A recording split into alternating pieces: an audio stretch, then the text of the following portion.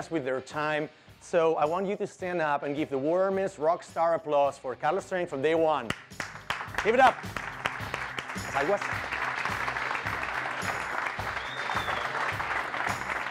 Carlos. All right. Look at that. Thank Well, you. Carlos, thank you very much for joining us on stage here. Very special event. How many times have you been welcome on stage as a rock star? Never. Never. There's Never always a before. first time. I'm Never glad that before. you're having the first time with me on stage. It's being recorded. Thank you very much. I'm going to introduce him very briefly. Carlos has been a massive force of entrepreneurship in Barcelona. Has been collaborating with entrepreneurs, working with entrepreneurs, helping entrepreneurs for 20 years. He helped various companies, probably one of the most well-known where he is Intuit. I know it had a different name in the beginning, I kind of recall, but he was collaborating and working with Didacli, perhaps you know him. Then he joined, among other ventures, he was part of Caixa Capital Risc, he was leading it to become one of the top corporate VCs in Europe. He was also the founder of the chapter of Querétaro Forum in Spain. And now he's the director of the new division of CaixaBank, the new division for digital businesses and entrepreneurs. So maybe, Carlos, you want to start off with saying, like, what are you guys going to do at dayOne? Because we've been expecting this moment for years. Well, let me start saying thank you before saying anything else. It's a pleasure to be with you and to share this evening in Barcelona. Well, dayOne is a startup inside CaixaBank. It's the new division focused on tech companies. As an institution, as a financial institution, we start working with entrepreneurs 14 years ago through our venture capital division, through Caixa Capital Risc. And in that moment, the local ecosystem was not so big as is in this moment. And there were a lack of experience, of private money experience working with entrepreneurs. In that moment, Caixa Capital Risc started investing in early stage. And from that moment, we learned a lot about the needs of this kind of companies. Less than a year ago, the bank decided to create a specialization of the banking service to this local ecosystem, and they decided to leverage the experience that we had through the venture capital division and try to create a specific service for tech companies. And this is dayOne. dayOne is a new banking division. We only work with tech companies at any stage, so it means that we work with companies that at least has received a seed round. To big corporations, so we have startups, scale-ups, and also established companies. And also we work with all the local investor ecosystem. We work with venture capital, with business angels, incubators, accelerators. In this moment, we have offices in Barcelona, in Madrid, and Valencia, and we plan to open Lisbon in Portugal in 3 to 6 months from now. There are some banks that are still not big in the game of entrepreneurship and startups, and you guys started over 10 years ago. Why did you do it, and what kind of competitive advantage did it give you to have this accumulated track record? Well, for us, the main point working with startups, working with tech companies is one obvious thing, that is trying to provide a good service and specialized service. The needs that these kind of companies have are quite different than normal companies. Typical, the path of growth, global expansion, in material assets. Typically, they prefer to grow than profitability, at least in the beginning. Makes decisions under the banking structure very difficult. So it makes sense to have a specific team dedicated to analyze and to correctly provide services for this kind of companies. But this should be the tactical answer, is try to provide good service, so to make business with this kind of customers. The strategic point for us is these kind of companies are the way to innovate. Most of these companies are pursuing different business models. They are developing new technologies. And many times these companies ask to the banks to different services. And most of the times the banks don't have these services. So having a centralized exposure to this kind of companies help us to clearly identify these uncovered needs and try to create new products and services. So for us, at least for CaixaBank, working in dayOne is a matter of innovation. It's a matter to identify new products, new services that we should develop, and for sure in 2 to 3 years from now will be open for the rest of companies.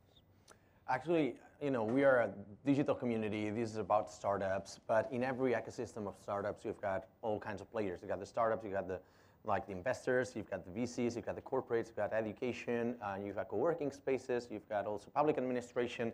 So you wrote a really interesting article about the relationship between the entrepreneurs, the startups, the VCs, and the corporates. Can you explain a little bit how this triangle is formed and why does that need to happen? Well, it's true that any local ecosystem lives thanks to the entrepreneurs and the startups. No? Without entrepreneurs, there's not ecosystem. So this is the central point. But it's true that in order to grow, in order to quickly develop, this ecosystem needs to partner with different kind of agents. No? And there's two of them that are clearly growing and are clearly important. No? One are specialized investors. No? What we typically say, smart money. We need people that invest in companies but can help these entrepreneurs not only with money but with the right contacts, with the right experience. No? The more advanced an ecosystem is, the larger the number of investors with experience, no? With contacts, with network. And this is very helpful for entrepreneurs. And it's helpful because one thing that most entrepreneurs need is time. Timing is key when you are innovating. And if you can reach that point, that contact, that milestone, with less steps, you have a clear advantage. No? So this is something that clearly the smart money, this kind of investors can provide. So the more professional investor community you have, the better the ecosystem is. No? So this is one thing. The second thing is one thing that any entrepreneur needs is our customers. And what we need are customers that also pay for the product and that can validate your innovative purpose. And typically, what everybody would like to partner with is big corporations.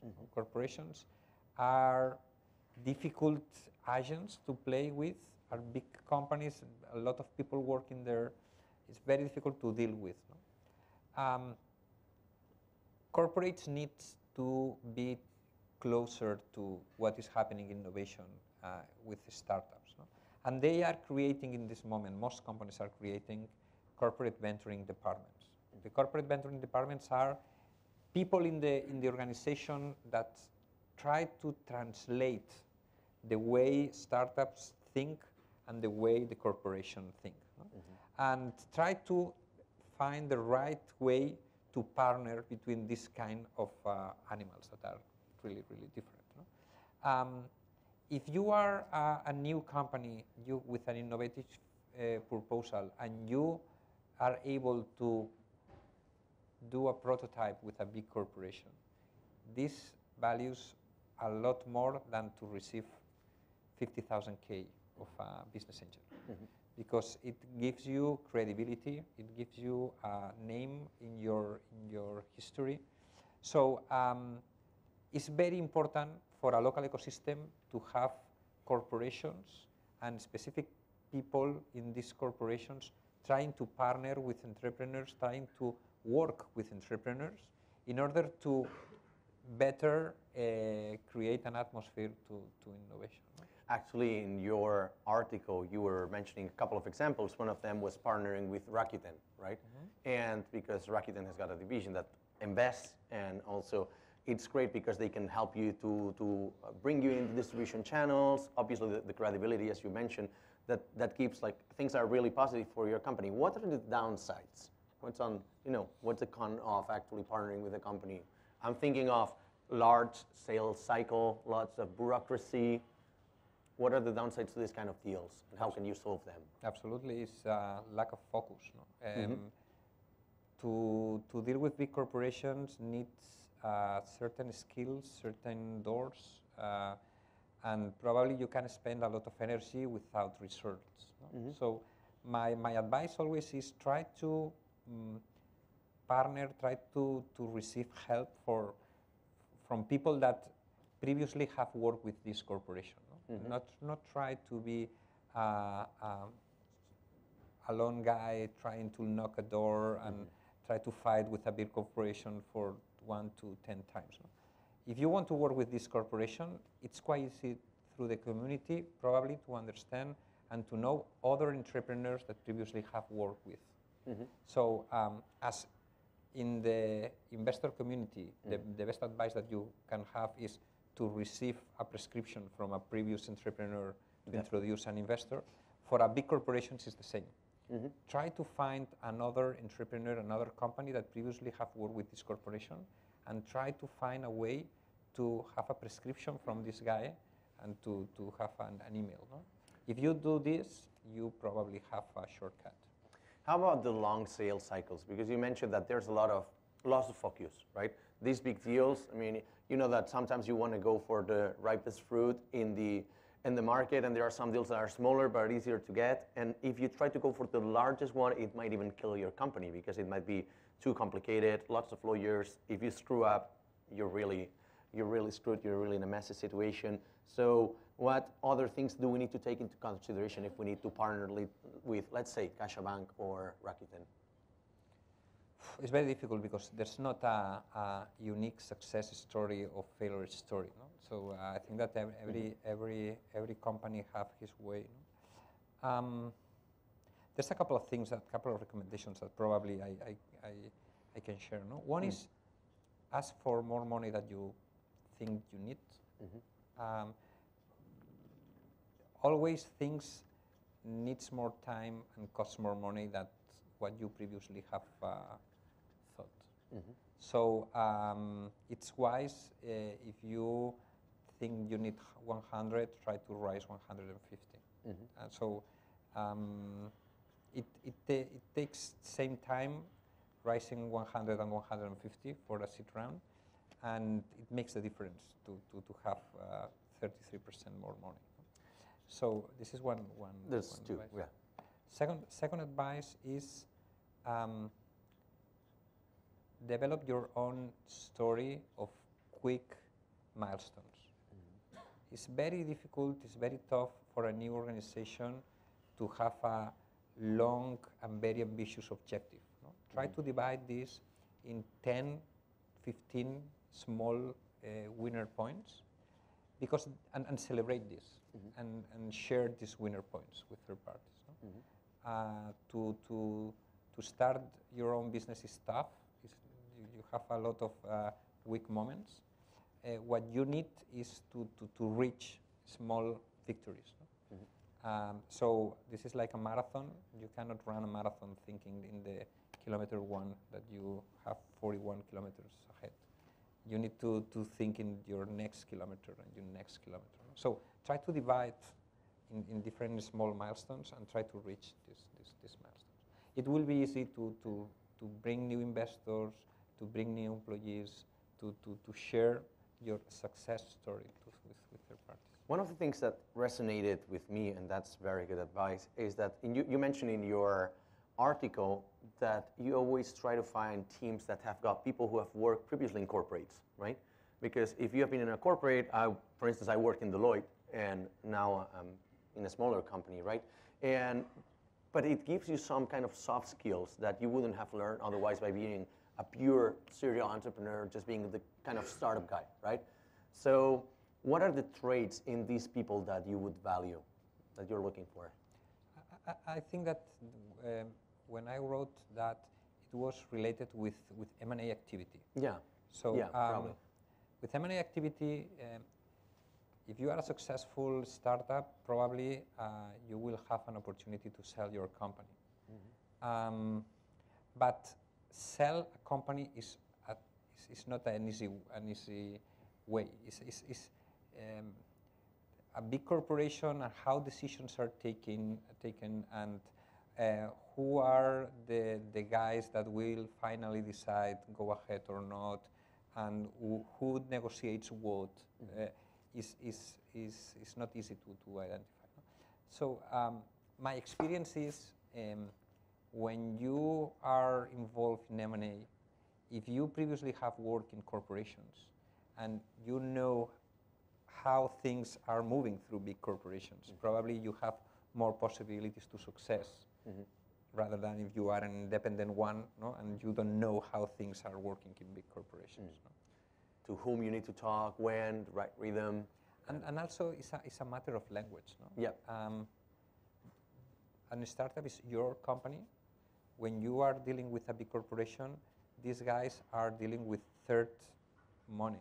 No? They are responsible of this decision, but the money is not belongs to them. No? So, and this is a very different approach. No? When a startup buys another startup, no? For instance, one recommendation of a girl that you probably can interview is Gloria Molins. That is, she's on the list. She sold the company to Airbnb, and we were lucky to be one of the investors.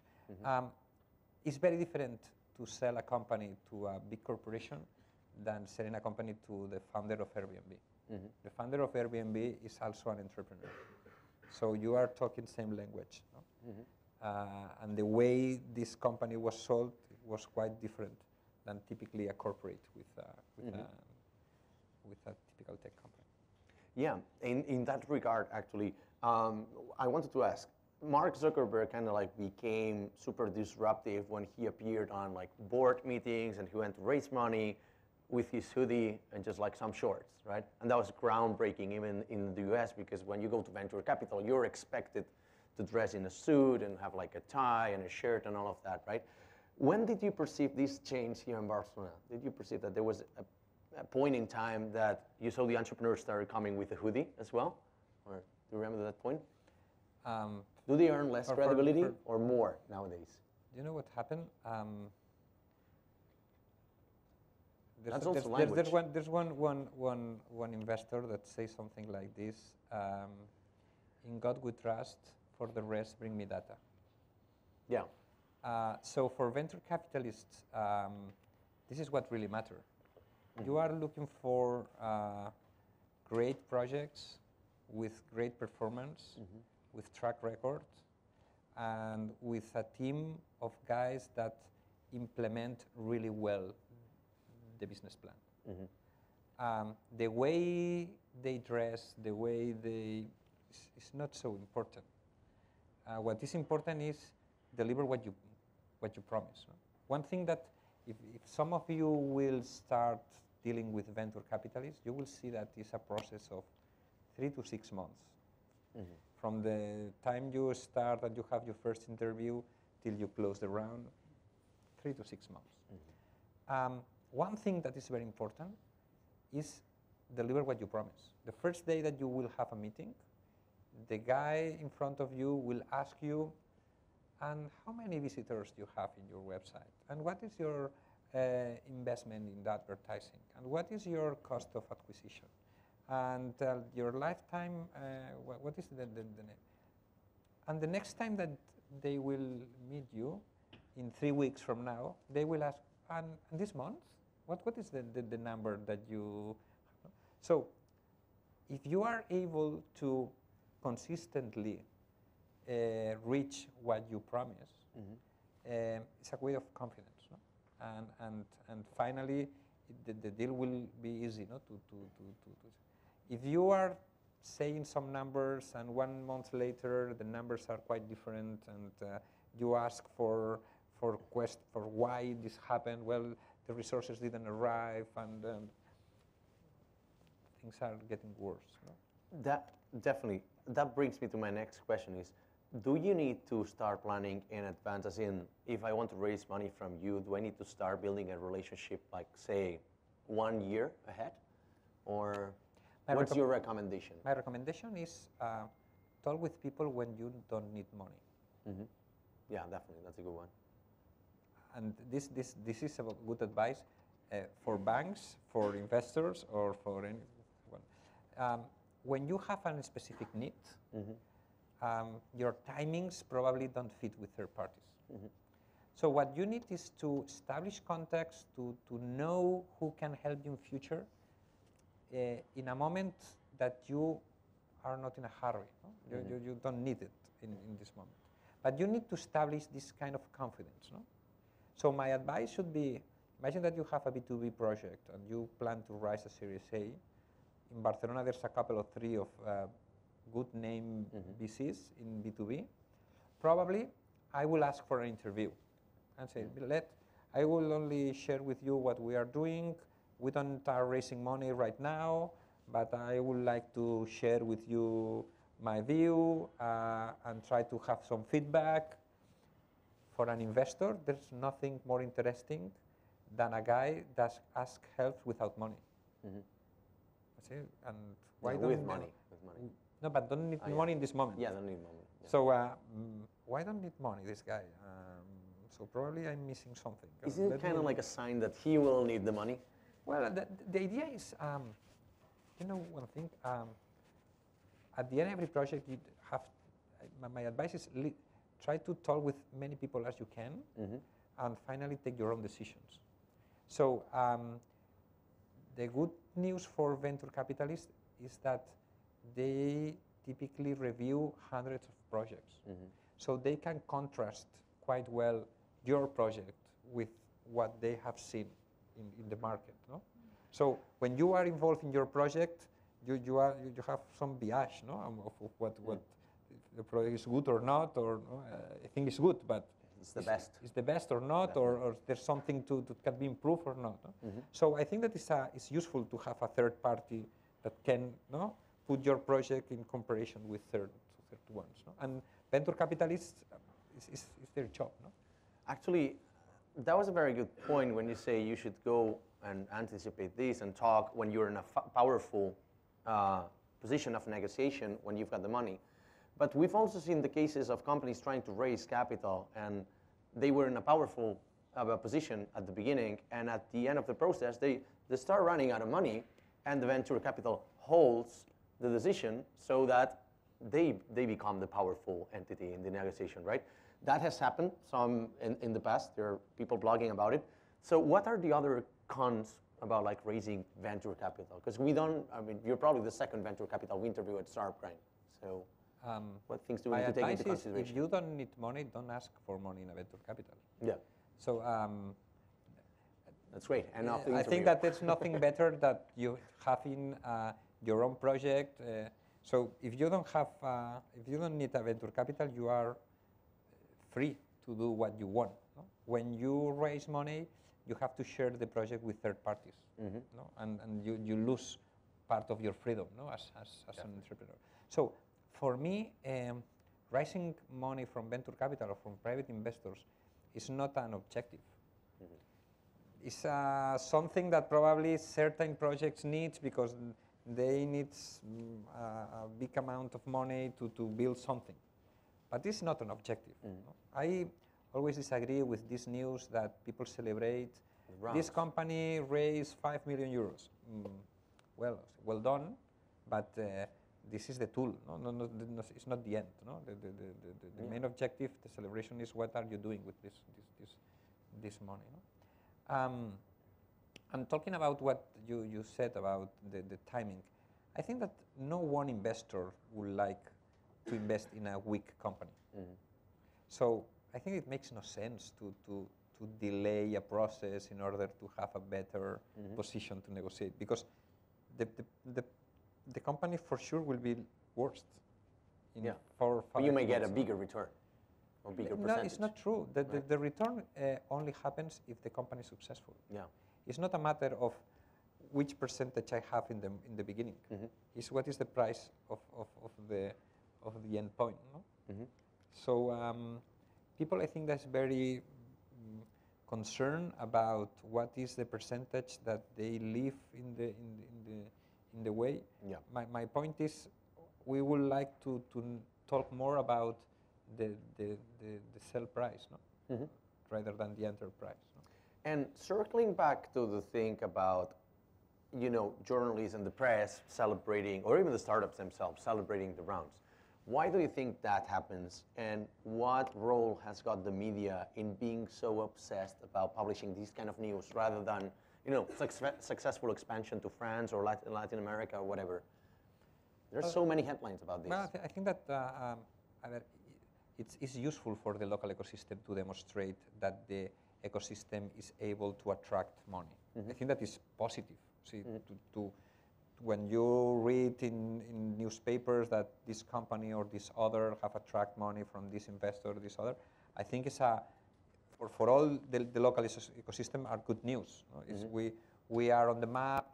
There's interest outside of what we are doing here. So it's good news. I think that the problem is that the lack of transparency that most companies have. So Definitely. I think that there's few companies that talk about sales. Yeah. So people typically publish that they raise 2 million euros round, but don't say what is the total revenue of the last 2017. Or even when they sell the company. Most of the or time even when you sell the undisclosed. company. So I think that is a matter also, no, of what people or companies are planning to share, rather than what media is interested in publishing. Some companies like Buffer or Ghost or companies from the US, there's also like this guy running Nomad Lease, they publish all their KPIs. Like they're completely transparent about like who they hire, the salaries in the company, revenue, churn, cost of acquisition and all of that. They go perhaps a bit too extreme, but don't you think like these companies are doing this because they are in a powerful position right now, and maybe when things start to go wrong? And why do you think this doesn't happen in Spain? Why don't we have companies like this? Well, I think that in Spain we have changed a lot in the last 10 years, but obviously we are a quite immature ecosystem compared with other Silicon Valley, New York, or even London. No? Yeah. I think it's a matter of time. I think that people love transparency. Most of the startups I know share with the employees monthly or quarterly how things are evolving,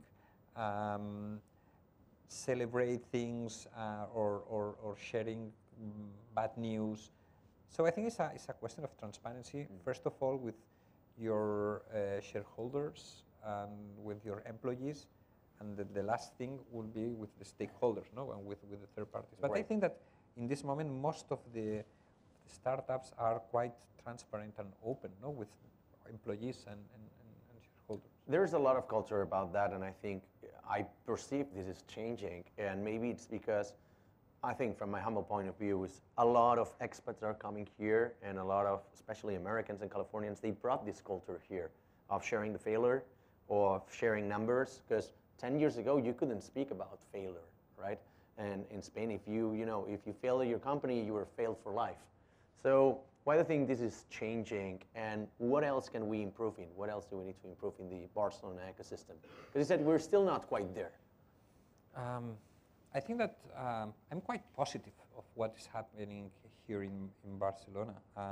We think that we have two main points, as you mentioned. One is we have local talent, and we have research centers, excellent, and we have local universities. But also Barcelona has the power to attract international talent. No? And I think the mix of both worlds are the future, no, of the city, because what we can build together, expat community and local ecosystem, are more global and ambitious companies. No?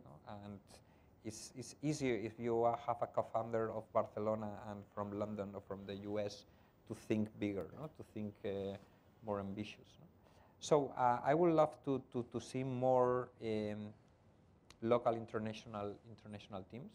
I think this is something that in this moment we see a lot of international guys starting their business in Barcelona and a lot of local guys starting their business in Barcelona. No? What we need is a more mixed composition, no? in both worlds. I think that money is arriving. Barcelona is clearly in the map.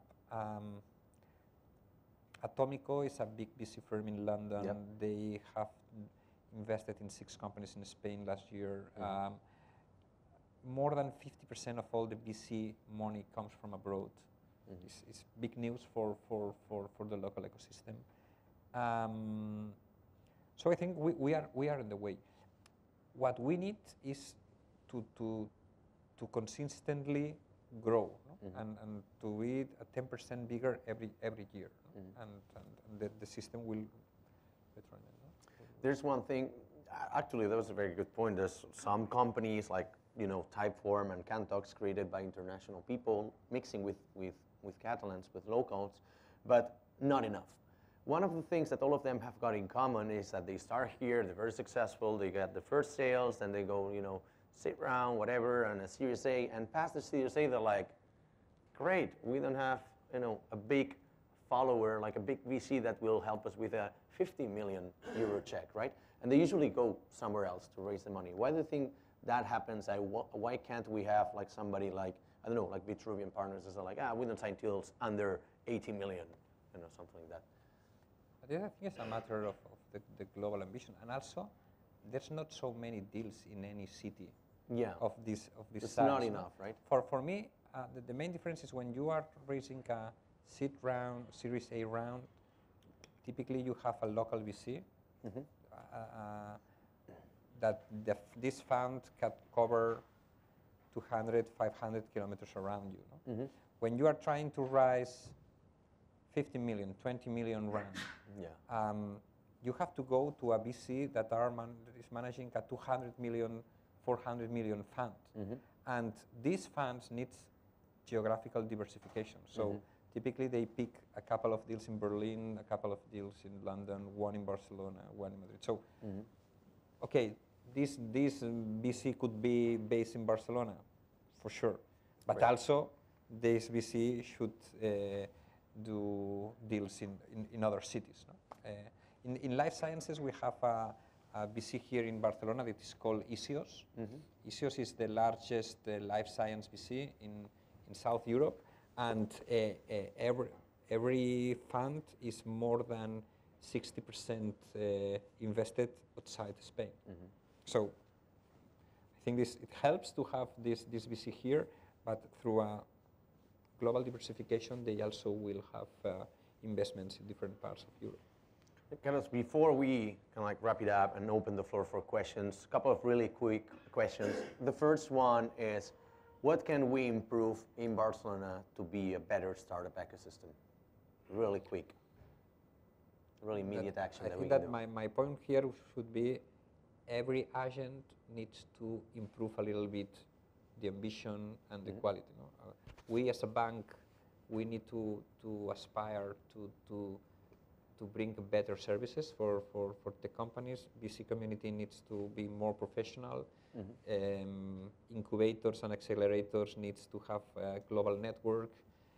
Entrepreneurs need more ambitious projects. So I think that it's not a matter of one thing. I think that is everything and everything that any agent is developing needs to be a little bit better, a little bit bigger. No?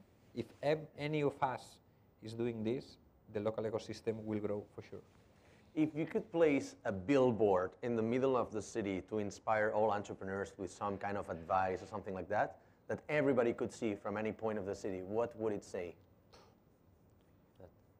Hard question, I know. Love what are you doing? Right, that's a good one. I think that is you need to be the better. This world is very competitive, so you need to be passionate and you need to be the best in what are you doing. So if you are a professional, if you are an entrepreneur, if you are a teacher, if you are that, try to be the better in doing your job. If you are doing this, I think that the city, the local ecosystem will grow for sure. Carlos, we've got the best community in the world. Not only these amazing people over here, but we are in 365 cities. We are in over 130 countries. What can we do for Carlos Strengths? What can we do for dayOne and CaixaBank as a global community? How may we help you? I think that is we aim to work with talent guys, with tech companies, and we love to know more about you and how we can help. Banking is not the fancy business. It's a commodity. No? And even today, where technology allows you to move money from one point to another without human interaction. So what we need to migrate, to evolve, is to provide a more personalized service, no, for any of you.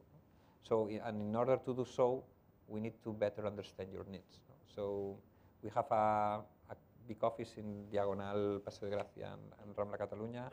Natalia Moreno is the director. I don't know if she's here, but is a good girl, that's a good woman that you need to know. Is very supportive of the local ecosystem, and we have an amazing team. No? So I think that we are for help. So we are here for help. And last question is, everybody has got a useless superpower, something you do exceptionally well, but you cannot use it for any kind of good purpose. What it is? What's yours? Superpower. I think it's a useless superpower. Useless superpower. I love to sing, but for my family. So I think that is something that relaxes me a lot. So.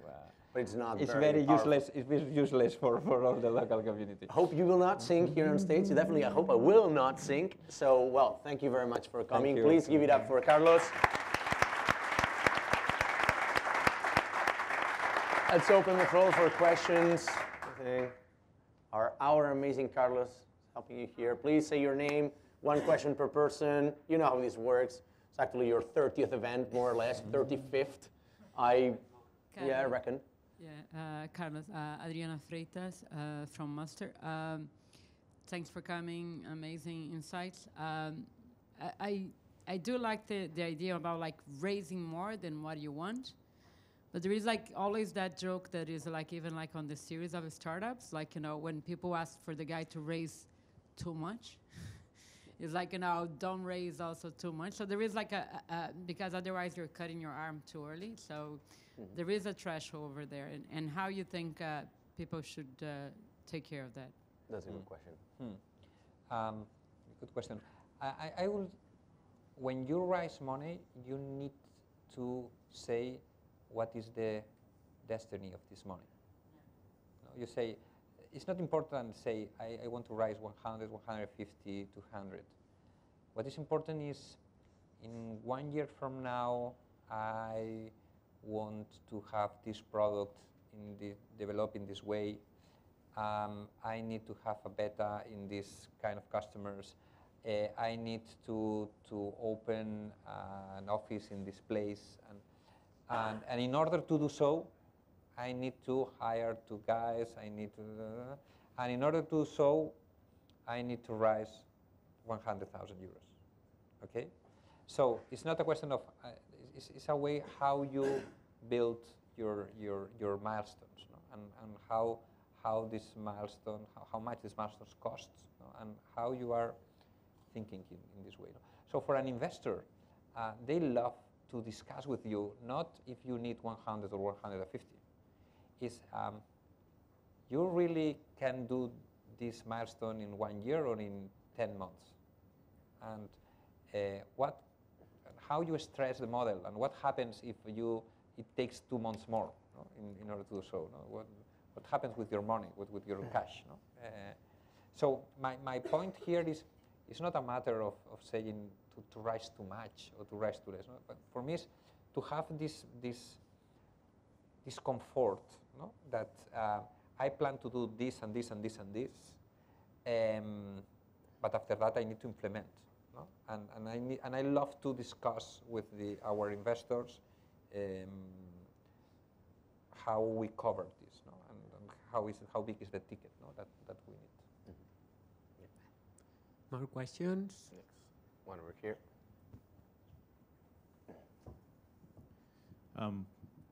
Victor Horcasitas with the American Society of Barcelona. Carlos, you mentioned, did I hear, first of all, correctly that you said that over 50% of the funding or investment comes from abroad at this point? Is that what, did you say that? It's true. Yeah. Okay.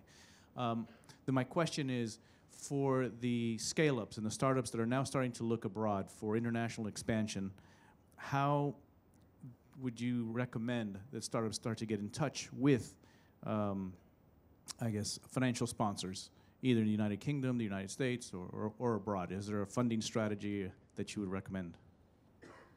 I think it's very difficult to raise international money without local money. It's very difficult to go outside and to go to London to raise money if you are not convinced people that is living 2 kilometers from your home. Mm-hmm. And other thing that is quite interesting is all investor community is creating its own network. People that has co-invest with previously. No? And it's quite easy to ask for an introduction. So I think that in my advice is in this moment there's a very well-known business angel community, people that have invested in seed rounds, but have experience after that helping companies raising Series A and Series B, and they have the knowledge of the international VCs, the local VCs. So I think my point here is try to raise smart money, no? Smart local money, and people that can open the doors of the next steps, no? The next challenges that your company will need, no? In the future. Last question. Oh yeah. Well, maybe we have time for 2 more.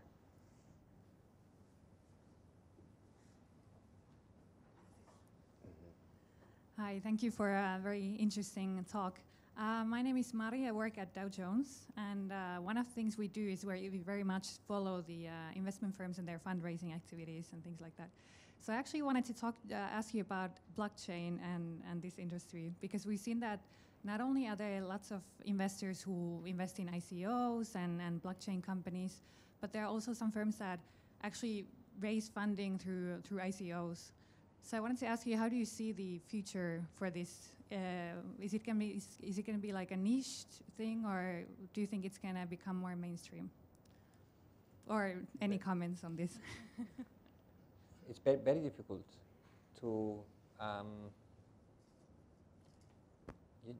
think that I don't know if everybody in the room knows that blockchain and the startup world is dealing in this moment and through cryptocurrencies. No? So people is asking money, and in exchange of this money, they are providing some kind of virtual good.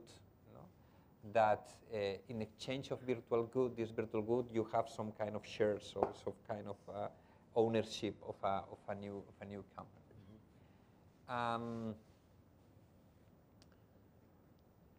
I think that there's a problem with this point. I would say that the story will be written in the next 18-24 months. So I think that we don't know how this will progress, but at least investors need to clearly understand the rules that follow any investment. No? Especially not only how you control your money and the investor terms and the shareholders agreement, and how the corporate governance of the company is managed, but also with all the fiscal or taxes issues and the sort of things that are related with an investing. No? So for sure, blockchain will help to exchange money, clearly. My point through big investments or through the startup community goes more in contradiction with control and shareholders agreement. Most of you know that when you raise money, typically you are signing some kind of VC agreements where the people that invest money have certain powers that are bigger than the percentage that they have in the company. With blockchain, these things disappear. So the control and the corporate governance of this kind of deals goes through other rules. No? So in my opinion, most of the VC community right now is much more worried about how to deal with the corporate governance things in this kind of thing, rather than if you receive in exchange one cryptocurrency or another. No? So my point is, until these control things are not completed or solved, I think that it will be more a speculative way to raise money than a professional way to raise money. This is my opinion. All right, maybe you can wrap it up here. So, well, thank you very much, everyone. Please stand up, give the warmest round of applause for Carlos. All right.